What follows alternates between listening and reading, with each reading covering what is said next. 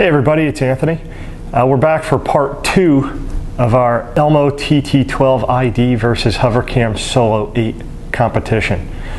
We have our two competitors here. We've got them set up with some computers and something that we've never done before here, and I'm not sure has ever actually been done before, but we're going to show you something pretty interesting. So if you watched our previous video, we compared the two cameras side by side, just compared the physical attributes of them, the features, and this time around we want to show you speed of video on your computer. So the Elmo TT-12ID, which is this camera right here, it's a great camera. It's capable of HD 1080p resolution video, high def still images. It's got HDMI outputs, VGA outputs, SD card for storage, USB flash drive for storage. If you get the Elmo tablet, you can annotate over the image without a computer. Thing's amazing. Performs great, 96x zoom, glass lenses, great camera. In our experience, most people buy that camera and they connect it to their computer, just the way it is right here. They hook it up through their USB 2.0 port, and they don't ever use those video outputs. They don't use the SD card slot. They don't take full advantage of the resolution, the video speed, none of that stuff. They just use it like that. Now, the Hovercam Solo 8, on the other hand, was made to be used connected to a computer. It's the only way you can use it. There are no video outputs. There's only 5 buttons on the device. But it's optimized for use with a computer. And it's the world's first SuperSpeed 3.0 camera.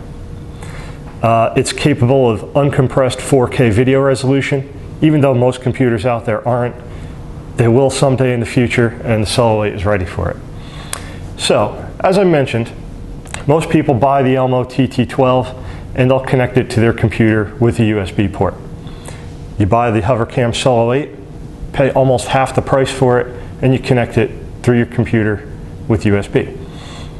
So that's exactly what we did. We have 2 laptops, identical specs on each, and we've connected both. We're running the Hovercam through the Hovercam software and the Elmo through the Elmo software. We're looking at this $100 bill here. By the way, the pictures look a little bit blue only because that's how these cameras pick up the laptop screens. They're not actually blue. Just wanted to let you know. So we have, as I said, both cameras here. We're looking at this $100 bill. It's got a real nice crisp image.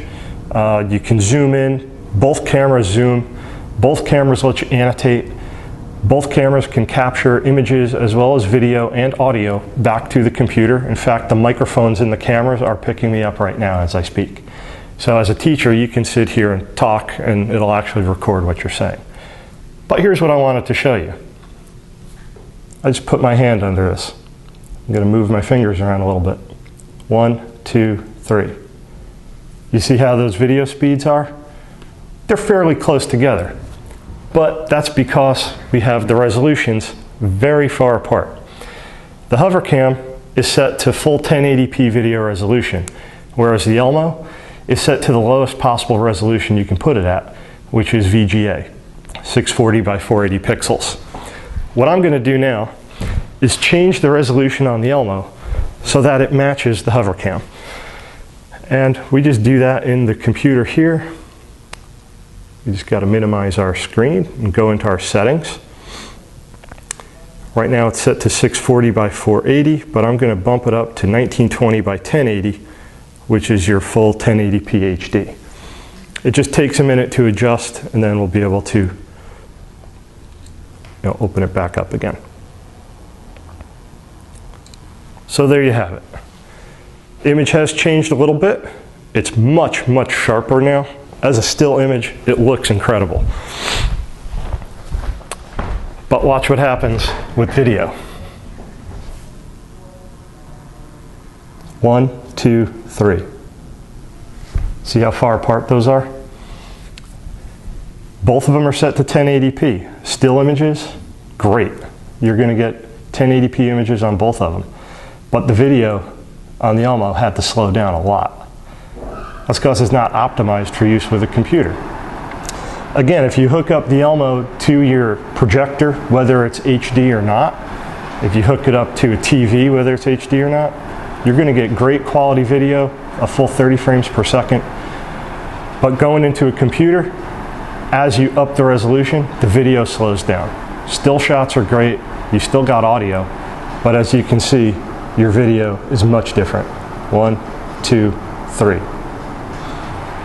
The Hovercam, on the other hand, is keeping up with me. Real motion video, a full 1080p with 30 frames per second. There you have it. The picture speaks for itself. So I guess what I'm really getting at here is, while the Elmo is a fantastic camera, you want to think about how you're going to use it. You're going to pay almost $600 for it. Unless you're going to use those HD connections or the video connections in general, as you can see here, you're not taking full advantage of the awesome camera that it is. Hovercam, on the other hand, you're going to pay about $350 for it. And while you do need your computer, you're going to be able to get full HD video, full HD images, and it just works awesome. And don't forget, down the road, as you get newer computers, the Hovercam will keep up with it. So there you have it. If you have any questions, let us know. My name's Anthony. I'd be happy to answer any questions you might have. Have a nice day.